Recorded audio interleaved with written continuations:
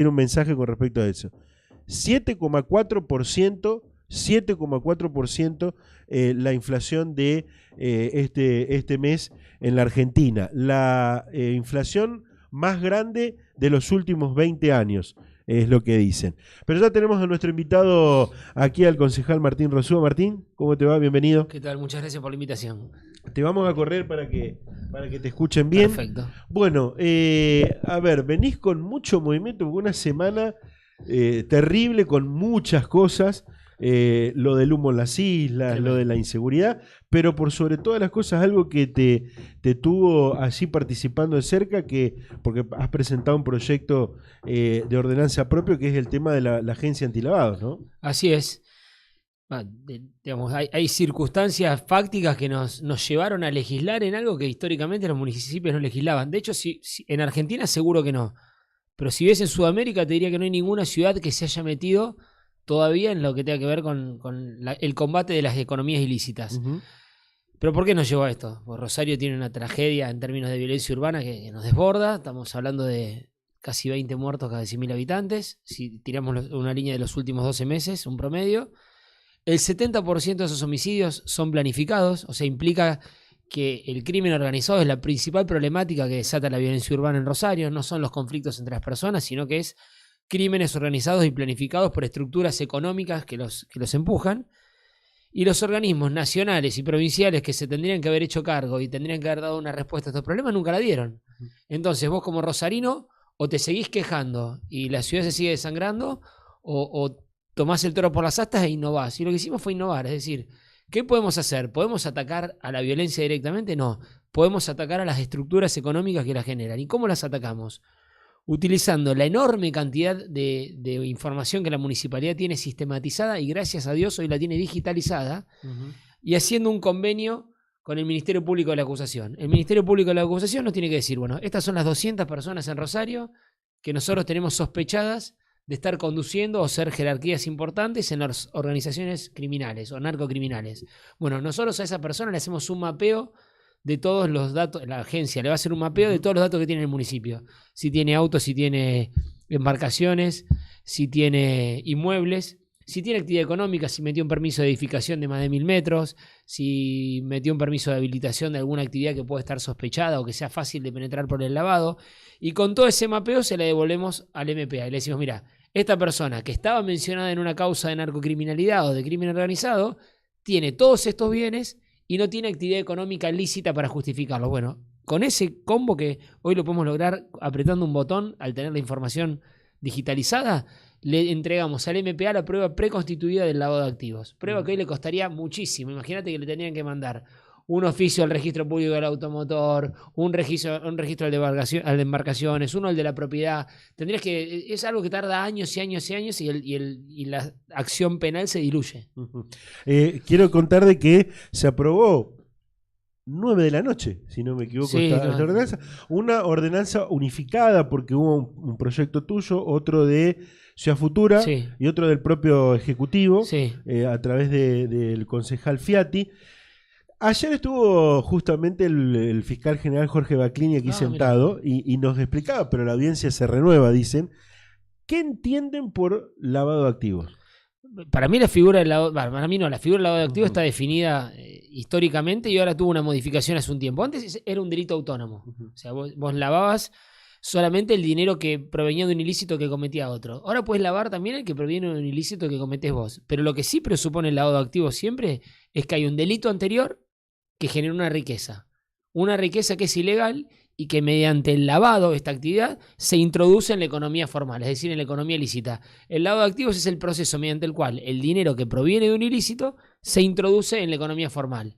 Y tenés dos etapas, lo podés agarrar cuando se está introduciendo, que es lo que tratamos de hacer nosotros con la primera parte de la ordenanza, que es con lo que colaboró mucho Fabricio Fiati, una serie de alertas de actividades sospechosas que pueden detectar el municipio cuando metes un permiso de edificación, cuando querés instalar un gimnasio, una guardería náutica, en casos de que no haya consistencia entre tu patrimonio, entre tu actividad y lo que vos estás presentando. Es decir, para que la gente entienda.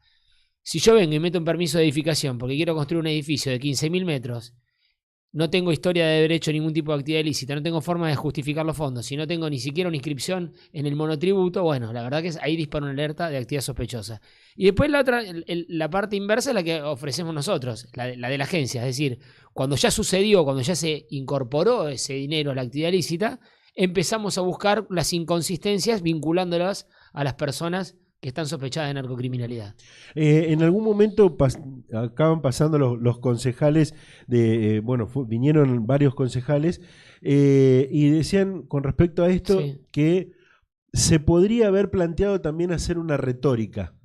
Para atrás. Sí, lo incorporamos. Sí, el artículo para nosotros era requisito sine qua non. Bien. A ver, el proyecto del Ejecutivo planteaba el control de las nuevas inversiones y el proyecto nuestro planteaba mirar la foto. Bien. O sea, nosotros en el artículo 16 específicamente incorporamos que no solamente se evalúen el origen de las nuevas inversiones, sino que se haga este convenio con el MPA y además que se faculte a la agencia para intercambiar datos, para cruzar datos con datos con anterioridad. Es decir, a ver, ¿cuál es la historia? ¿Cuál es tu historia? A ver, ¿qué bien estuvo? Si salta una alerta, bueno, vamos a esta persona y decimos, a ver, ¿qué bien estuvo? ¿A qué se dedicó? ¿De qué trabajaba? No puede ser que pase lo de Segovia, que andaba con un Rolls Royce y era monotributista. O cada vez que ves un homicidio resonante vinculado con el mundo narco, te das cuenta que hay un auto de alta gama que vale 50, 60, 70 mil dólares. Esas personas no tienen ni siquiera una inscripción en el monotributo y además están mencionadas en una causa en la justicia. Si esos 3 casos hubiesen estado cruzados antes, hubiésemos llegado antes del delito violento. Quisiera que me cuentes cómo funcionará, quiénes conformarán la agencia antilavado, cómo se conformará la agencia antilavado. Todo esto fue producto de una negociación muy fuerte. Ahí trabajamos mucho con la gente de Ciudad Futura. Va a tener un director la agencia. El director va a ser una persona que tenga que acreditar experiencia en la materia. Hoy en Argentina no tenés tantas personas que puedan acreditar experiencia en lo que tiene que ver la persecución de delitos económicos. Esa persona va a ser propuesta por el intendente y va a tener que pasar por el filtro del consejo, la aceptación del consejo, igual que los directores del Banco Municipal, igual que los miembros del Tribunal de Cuentas. Y esa persona va a durar lo mismo que dura el mandato del intendente, cuestión de darle independencia en el cargo, que no sienta que si investiga a los amigos del poder el intendente lo va a poder rajar, pero sí se lo va a poder sacar con acto fundado por mal desempeño de sus funciones. O sea, si lo querés echar, tenés que fundar con un acto jurídico que después puede ser revisado por la justicia, que dé los fundamentos de por qué lo querés echar. No lo puedes remover solamente porque te caiga mal o porque te moleste. Tratamos de armar una estructura que con estos contrapesos que te estoy manifestando sea lo más independiente posible. ¿Y quién los controla? Nadie. A la agencia, digo. Porque una pregunta que nos dijeron ayer en el debate, discutimos mucho con el peronismo que no nos acompañó en esto. Ahora te voy a preguntar por eso. Sí, lamentablemente. En realidad los acompañó, algunos artículos no lo votó. Nos acompañó en la primera parte que era el control de las nuevas inversiones, pero no votó en la conformación de la agencia. Que en realidad nos votó en contra de la conformación de la agencia, del acuerdo con el MPA y de poder mirar para atrás. O sea, lo que ellos dijeron legislativamente, estamos a favor de que se controlen las nuevas inversiones, pero no que se mire la foto actual. Y nosotros y Ciudad Futura queríamos ir a fondo en esto, era condición sine qua non. Que te digo, con los chicos de Ciudad Futura estamos quizás en la antípoda de los temas ideológicos en algunas otras cuestiones, pero en esto compartimos un diagnóstico en común. ¿Quién controla al que controla? Eso fue algo que se discutió mucho ayer. Yo creo que es un buen eslogan, pero si nosotros entramos, primero, vos lo que tenés que hacer es mecanismos de contrapeso. Por ejemplo, que el nombramiento tenga el acuerdo del consejo, que se lo pueda echar a ver si me acuerdo bien los 3 ítems, por mal desempeño de sus funciones, por condena judicial o por inhabilidad para ejercer el cargo. Y que echarlo tenga que ser con reglamento, con acto fundado. Toda esa reglamentación que nosotros hicimos es para que tenga un contrapeso, tenga un contralor. Ahora, no podemos estar, cada vez que creamos una figura, estar permanentemente poniéndole otra por encima para que lo controle, porque si no sería una superposición de funciones y funciones y funciones que después terminaría generando una burocracia donde nada funciona. El sistema constitucional argentino es muy inteligente en eso. Es la división de poderes. El control siempre lo tiene el Poder Judicial. Si acá vemos que hay un titular de esta agencia que está dirigiendo las investigaciones hacia determinada persona con malicia o que está dejando de investigar a otro porque son amigos, lo primero que vamos a hacer es pedir la remoción desde el Consejo y lo segundo se va a poder recurrir a la justicia. Y esto también le digo a los compañeros del peronismo que ayer nos criticaban esto, es el mismo funcionamiento que tiene la UIF. Exactamente el mismo funcionamiento que tiene la UIF. Ese artículo lo copiamos de la UIF. ¿Quién puede remover? El presidente por acto fundado en caso de mal desempeño, inhabilidad o condena judicial. Voy a contar algunas cuestiones que se plantearon ayer. Sí. La gente, hay muy poca gente que sigue la sesión del Consejo, ¿no? Por eso las entrevistas estas, sí, para bueno, darle un poco de claridad, pero por sobre todo para las cosas, para informar también, sí, qué se debatió. Uno de los planteos que hizo el Frente de Todos, sí, los concejales peronistas, es que hay una ordenanza vigente desde 2014, sí, que nunca se aplicó, no lo aplicó la intendenta, sí, en su momento, Mónica Fein, tampoco el intendente Hapkin. Y bueno, y que solo la diferencia de esa ordenanza de 2014 es la agencia. Algo de cierto hay y algo que no es tan cierto. Vamos a poco. Primero, la ordenanza es del 2014, estoy de acuerdo. La ordenanza es de control formal de las inversiones, o sea, solamente las inversiones futuras. La ordenanza la reglamentó y la aplicó Fein y la aplicó Hapkin.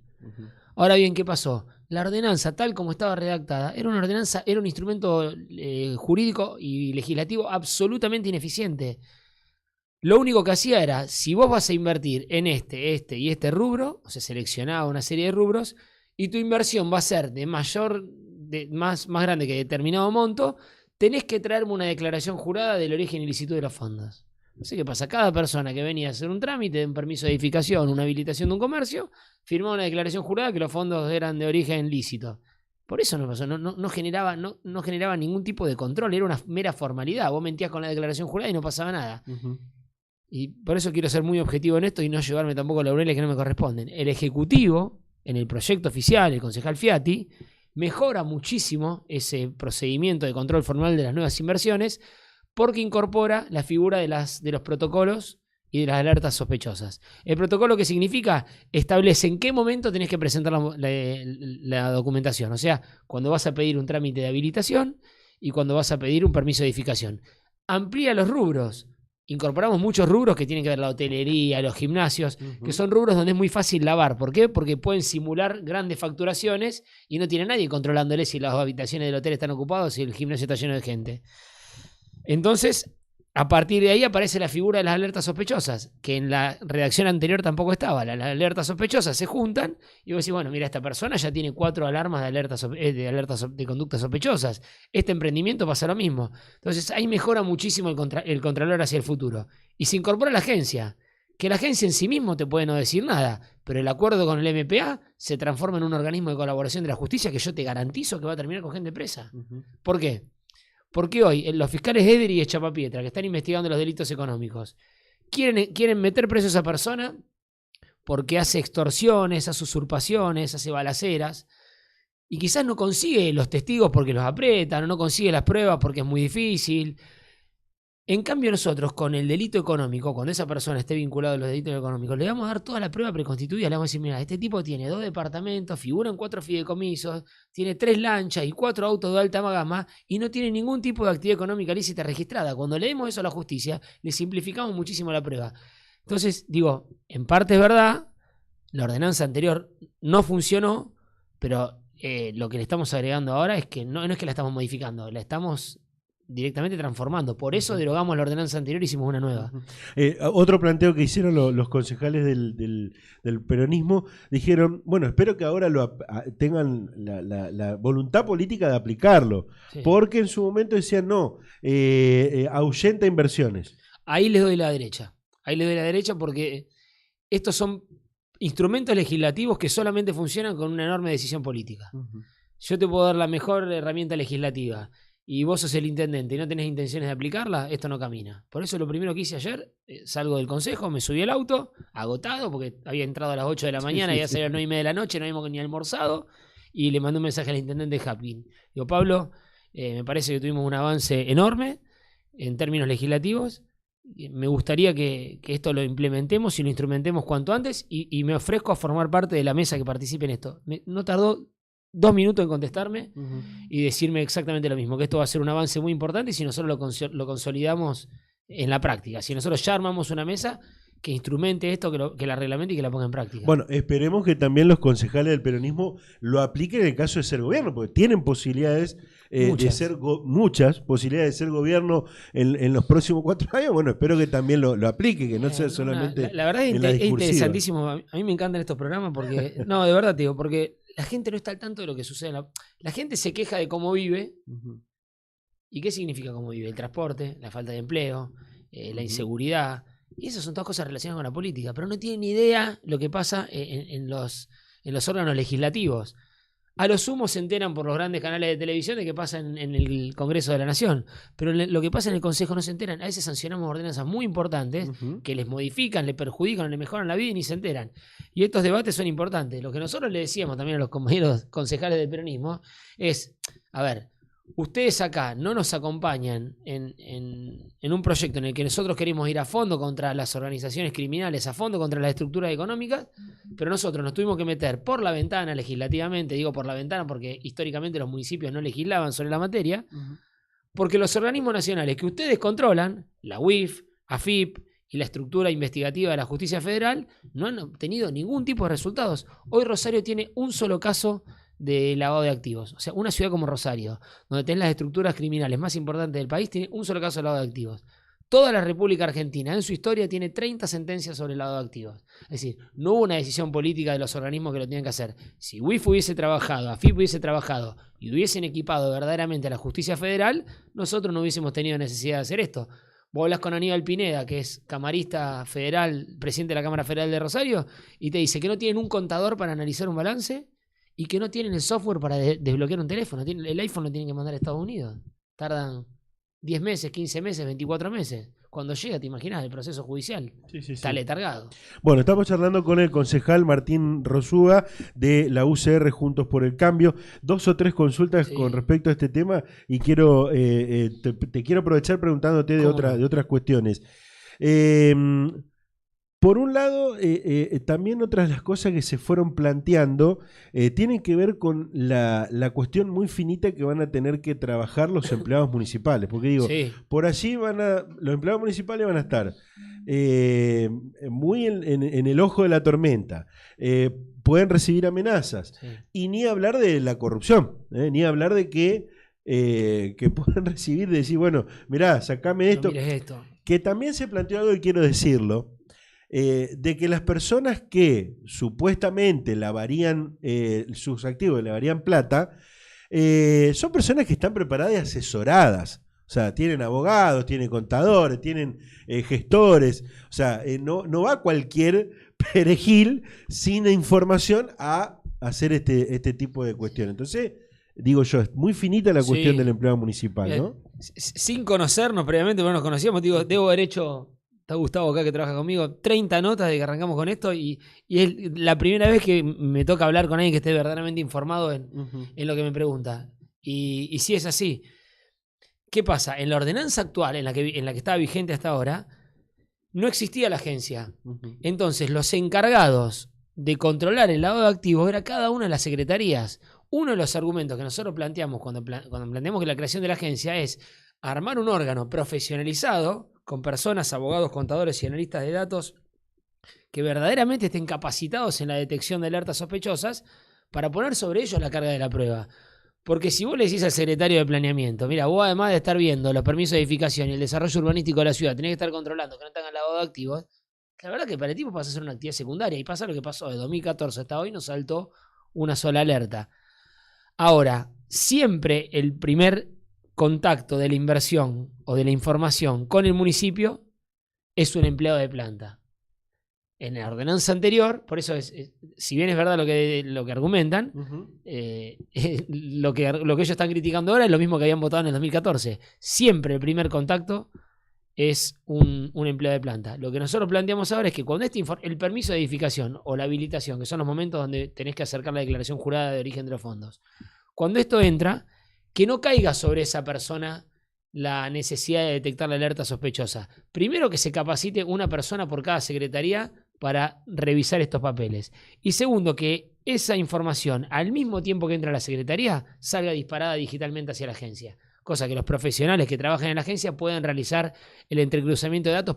Hay que saber leer también esa información, leer un balance, ver dónde puedes estar encontrando las cosas.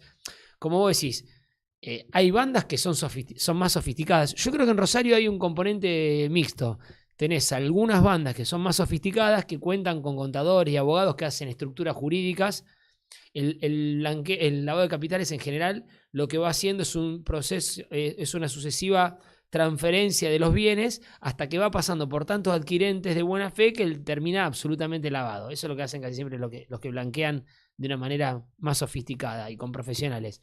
Ahora, en Rosario tenés muchísimos generadores de violencia urbana, que son estas pequeñas bandas que se están enfrentando todos los días, que directamente no tienen ningún tipo de planificación. Van y se compran el auto de alta gama, van e invierten en un fideicomiso en los edificios sobre la costa central de Rosario sin hacer ningún tipo de planificación. Y eso vos lo vas a tener ahí con los dedos puestos. Te vuelvo el ejemplo.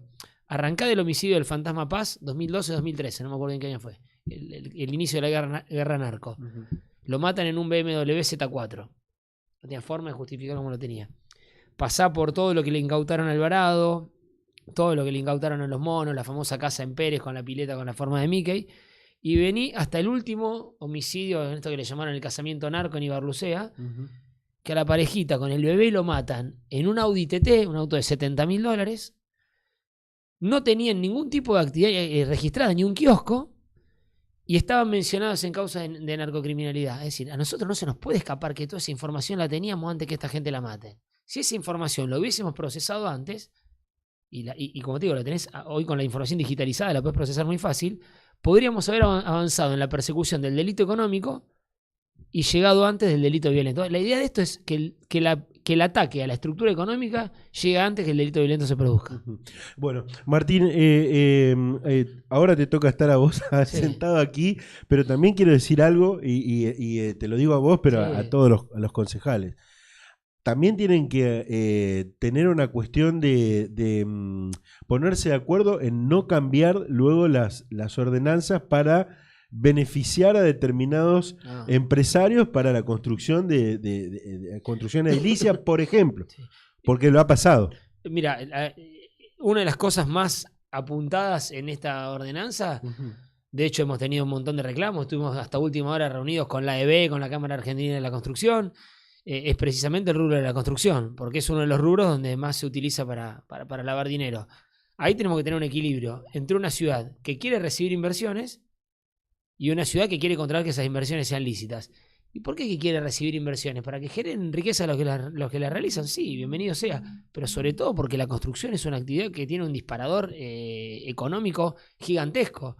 Hoy si vos haces un edificio, arrancás con la estructura de hormigón, seguís con la albañilería, continuás con la sanitaria, con la electricidad, con los pisos, con las aberturas, con los muebles de cocina. Es una enorme cantidad de subrubros que cada uno de ellos es una pyme y que genera muchísimo laburo. Por eso la inversión en construcción, en obra pública también, tiene un efecto multiplicador enorme. Bueno, eso hay que aprovecharlo, pero poniendo el ojo sin que se ofendan los amigos de la construcción, como en estos días tuvimos muchas discusiones, buscando que los fondos que provengan de ahí sean lícitos. Claro. No, porque además si no la gente, el común de la gente, el ciudadano de a pie, dice, no, bueno, pero para algunos sectores son favorecidos, o algunos determinados empresarios son favorecidos con tal o cual yo soy de la idea que hay que eliminar las excepciones del Consejo. Es un tema que hay que debatirlo un día. Que el Consejo esté facultado para excepcionar el reglamento de edificación, el Código Urbano, es un problema, porque nos da una facultad discrecional que a la larga termina teñida de subjetividad siempre. Tampoco lo tendría que tener intendente. No. Construís conforme al reglamento, no te alcanza porque vos querés hacer un piso de más, bueno, listo, no lo hagas. Cambiando de tema, me gustaría tener tu mirada con respecto a algunas cuestiones. Sí. Sé que no le esquivás a las preguntas. ¿Qué opinás de la gestión Hapkin? Una gestión de muy buenas intenciones. Creo yo que le falta que armó equipos de gestión para un contexto mucho más favorable que este. Si yo analizo los funcionarios que tiene, salvo algunos casos puntuales, no es un equipo que esté armado para una situación de crisis, una situación de financiamiento absoluto como recibió el municipio, una pandemia en el medio y un gobierno nacional y provincial de otro color. Entonces, bueno, entre eso, Pablo va haciendo el equilibrio que puede, pone un poco del carisma que él tiene y que ha tenido toda la vida, mantiene una buena relación con Perotti, no se quiere enfrentar con Alberto Fernández, pero todo ese equilibrio que tenés que hacer para sobrevivir en los gastos corrientes del día a día te condicionan en la gestión. ¿Cuál es el resultado de eso? No generas ninguna transformación estructural en Rosario. Yo te diría que desde la intendencia de Lifshitz que Rosario no resuelve problemas estructurales. Son los mismos de todos los años. Desde la descentralización, me voy a jugar a decirte eso, desde la descentralización administrativa en los distritos, no recuerdo una transformación importante de la ciudad de Rosario producida por el sector público. ¿Y en la inseguridad, por ejemplo, se puede hacer más desde el municipio? Muy poco, esto que estamos haciendo. Meterse en temas, digamos, hay competencias concretas. La narcocriminalidad la persigue el Estado Nacional, con la justicia federal. Los delitos ordinarios lo persigue la provincia, con la justicia provincial y con la policía. Y los municipios estuvieron históricamente destinados a administrar otra cosa. Bueno, yo soy de la idea que cuando la realidad social cambia, la norma tiene que seguir a la realidad social. Entonces hay que empezar a generar una legislación que permita que los municipios se involucren en esto. Pero bueno, hay que darle las herramientas también.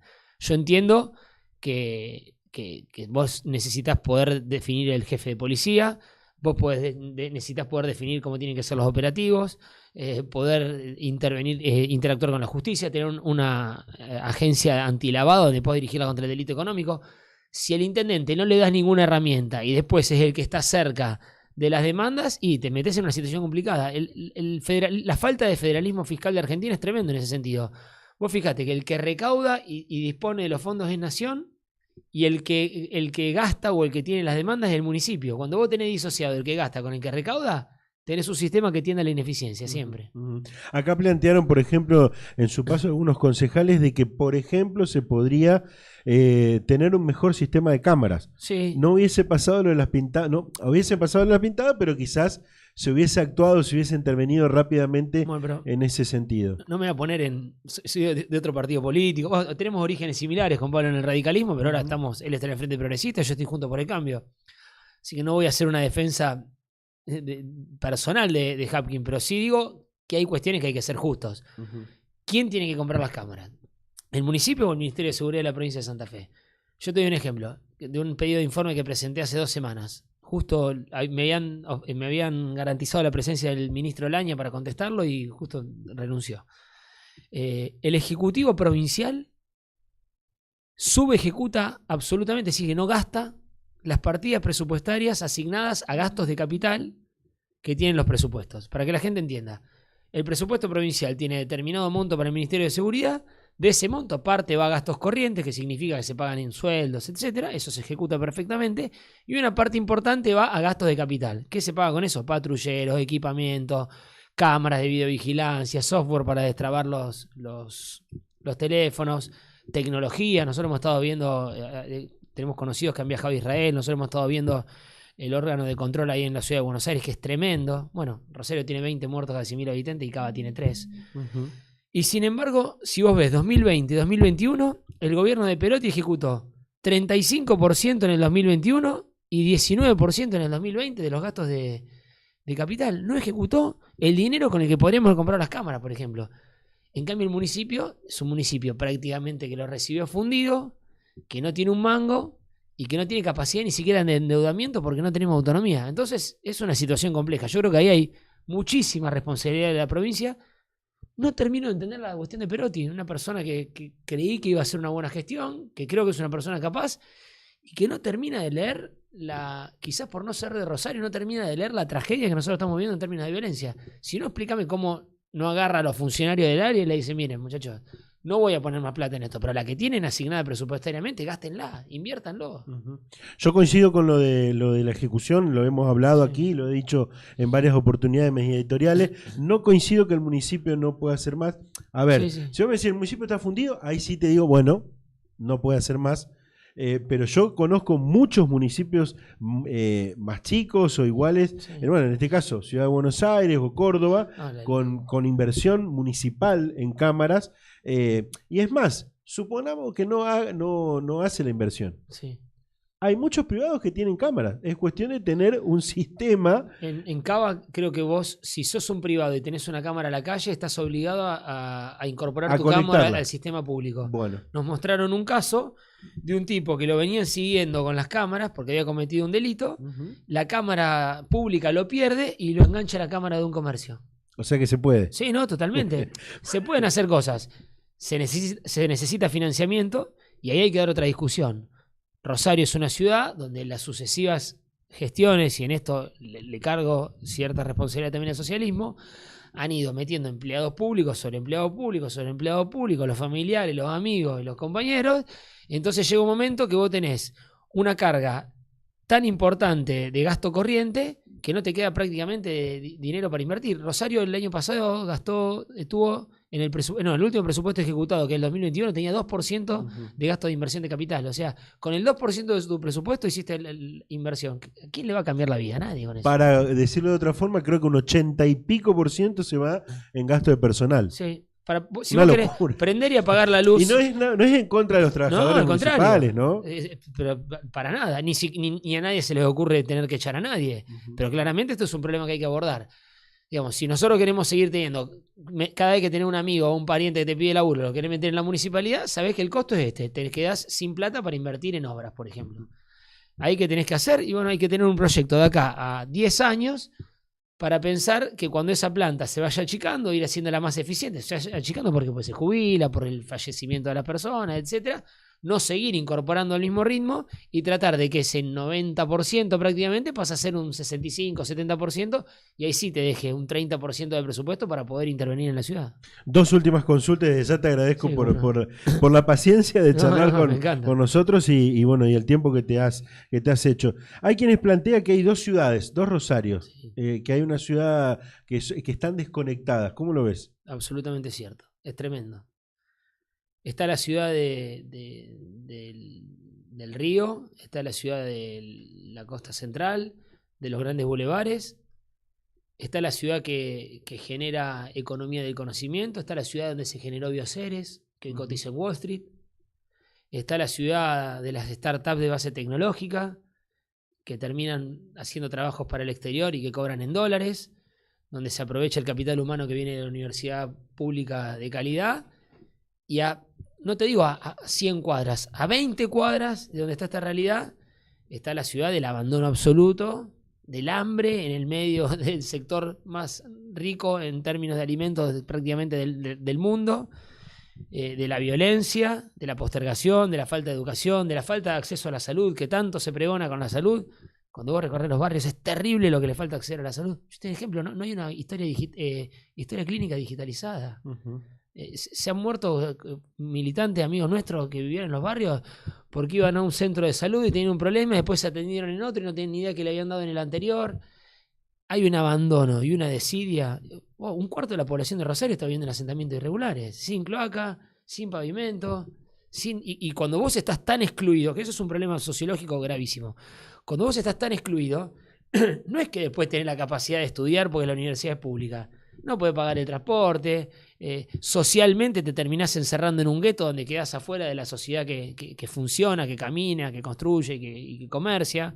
Y la verdad que creo que ese tendría que ser el principal problema a resolver del próximo intendente de Rosario. Si me preguntás cuál es el primer disparador, resolver el déficit habitacional. Si vos resolvés el déficit habitacional de ese 25% de la población que vive en asentamientos irregulares, ya lo integraste a la ciudad.